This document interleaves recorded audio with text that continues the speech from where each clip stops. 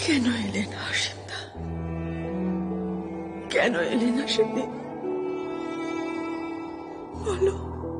আমি এসেছিলাম পূবালি, শুধু সাহস দেখাতে পারিনি তোমার হাতটা চেপে ধরতে, পারিনি তোমায় নিয়ে নতুন করে জীবন শুরু করতে।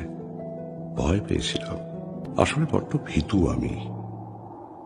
পারলে ক্ষমা করে দিও।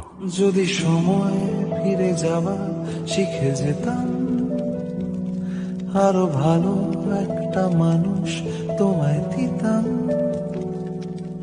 হারিয়ে কিছু হয়তো তোমায় পেতাম, অল্প ভালোই দুঃখ লুকিয়ে নিতাম। বলিনি যখন, বলে দিলে এখন, কি বা ভালো ফিরে পাবো? অবশেষে ভালোবেসে চলে যাব।